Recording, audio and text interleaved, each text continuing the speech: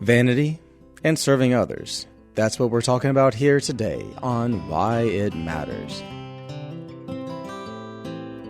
As always, I am Brandon Powell, and this is Why It Matters, the Imitation of Christ podcast.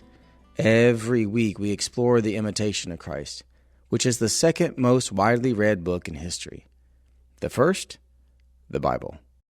Now in chapter 7 of the Imitation of Christ, Thomas à Kempis is talking about false confidence and self-conceit. In the Knox translation of the Imitation of Christ, it says, "It is nonsense to depend for your happiness on your fellow men or on created things. Why does it matter if you have to be the servant of others and pass for a poor man in the world's eyes? It is nothing to be ashamed of, if you do it for the love of Jesus Christ." Why all this self-importance? Leave everything to God, and He will make the most of your good intentions. Put no confidence in the knowledge you have acquired, or in the skill of any human counselor. Rely on God's grace. He brings aid to the humble and only humiliation to the self-confident. Now, somewhat weirdly, a lot of versions use the word vain or vanity at the beginning of this paragraph, which is not what the Knox translation does. Even so, he really does hit at what the root of vanity is. How can vanity be defined? Catholic culture provides the definition that vainglory is an inordinate desire to manifest one's own excellence. It differs from pride, which is the uncontrolled desire for self-esteem, in that vanity primarily seeks to show others what a person has achieved. As that definition shows, vanity is all about getting recognized by others for your own excellence. Vanity is the craving of recognition, honor, awards, etc. The definition goes on and includes that vanity is attributed to shams which lack substance and are deceitful, like human praise, or to things without solidity and permanence, such as physical beauty, or to means that fail in their purpose, such as vaunting one's own reputation. It is an inflated pride, and as such is venially sinful. So as we see from this definition, vanity is connected to reputation, but it is also deeply attached to temporary things. Human praise, physical beauty, and promoting your own reputation, none of these things can last. Even your own reputation you cannot fully control, as, once you are dead, you have no power to influence what people will say about you. To this definition of vanity, we need to add some clarifications from St. Thomas Aquinas. Aquinas mentions that vanity seeks glory for that which is unworthy of glory. Vanity can also be used to describe a man whose judgment is uncertain. The third way vanity applies for Aquinas is for those who do not use their glory as a way of pointing towards its proper end, which is the glory and honor of God. The last part is so true. Any human glory we receive is meant to point to the glory of God our Creator. After all, nothing we have ever achieved that is worth achieving can be claimed to have been done without God's help. God created our hands, our eyes, our body, our human capacity, so at the very least He should get praise for that. So those are the three types of people or things that can be labeled as vanity, according to Aquinas. He goes on and says that vanity is primarily shown in 4 ways. First, vanity is shown in the intellect, which is being too much attached to his own opinion. How many people do we know that just refuse to consider someone else's opinion? Many times these people overshare and are always throwing their opinion around as if it is fact.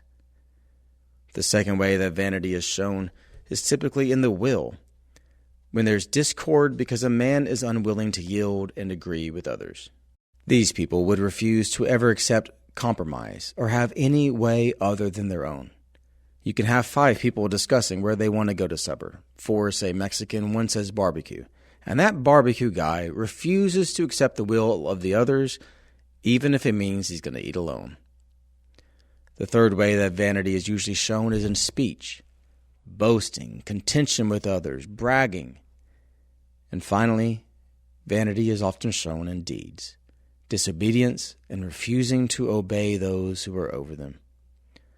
Now, with this understanding of vanity, Why is it vain to put your trust in fellow men or created things? Well, let's look at putting your trust in men. The big issue with humans are that they have all kinds of weaknesses. Numbers chapter 23, verse 19 says, God is not a human being that he should lie, or a mortal that he should change his mind. Has he promised, and will he not do it? Has he spoken, and will he not fulfill it? Not only does this reveal the trustworthiness of God, but it also reveals the issues with trusting people. We lie. We change our minds. We succumb to temptation and evil. We have mental illnesses. We die, and are therefore temporary.